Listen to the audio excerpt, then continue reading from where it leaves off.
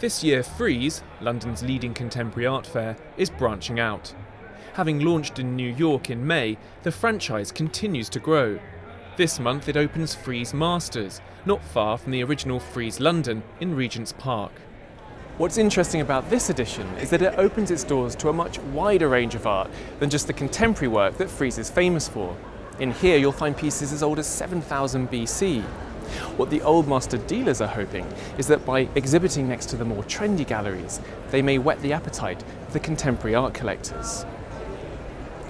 I think there is definitely a desire for galleries here to meet new clients, and that's part of the idea of mixing everything here and showing that you can put oceanic art next to modern painting and it actually looks rather wonderful.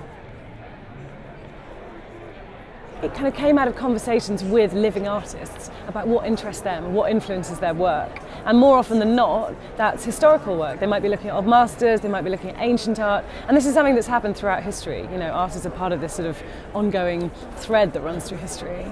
And we thought it'd be very interesting to do a fair like this that juxtaposes works from different periods of history and do it at the same time as the contemporary fair. It stirred up some widespread international interest, with 100 galleries from around the world participating. But taking part in Frieze isn't cheap. Galleries can expect to pay around £400 per square metre for their booths, a significant financial commitment. So why take the risk?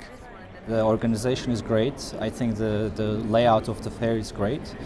Like they did the first time Frieze New York last year, which was very successful for us also financially, even though it's expensive for us to work from Turkey, but at the end we met lots of people. In long run it was very successful, and that's why we didn't hesitate to come to Frieze London and do both fairs. Rampa is part of the Spotlight section of the fair, where galleries present the work of a single artist, in this case the Turkish artist Cengiz Çakıl.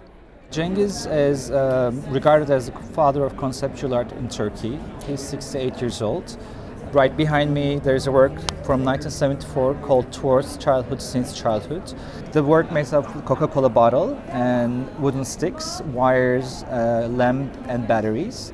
It's basically making reference to his childhood. When he was a kid, he was poor, but he used to make his own toys. At that time he's making reference to bomb.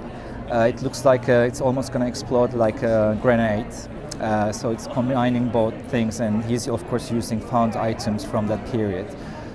This work's from 1998 called Things, a later work.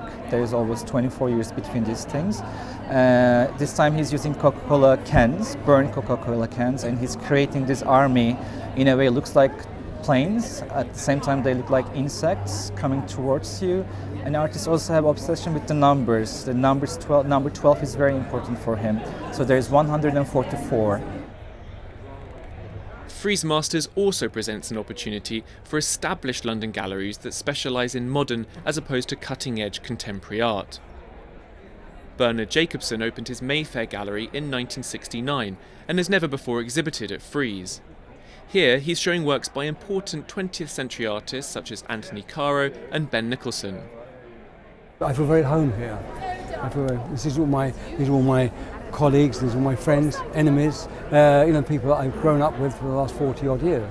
The British or the English don't buy art, they buy pretty pictures of country scenes, or they buy Damien Hirst. But the middle bit, which is really what interests me, from Delacroix or Cézanne through Picasso, well, that bit the English don't really get. Well, they don't like it. They never liked Henry Moore, who I think is a genius.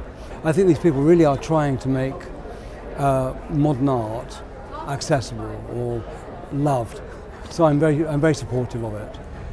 This fair certainly feels more sober than its loud, headline-grabbing counterpart Frieze London, but it's by no means boring. The mixture of periods and pieces is provocative and will no doubt give the less fashionable parts of the art market some all-important exposure. Seb Morton-Clark, Financial Times, London.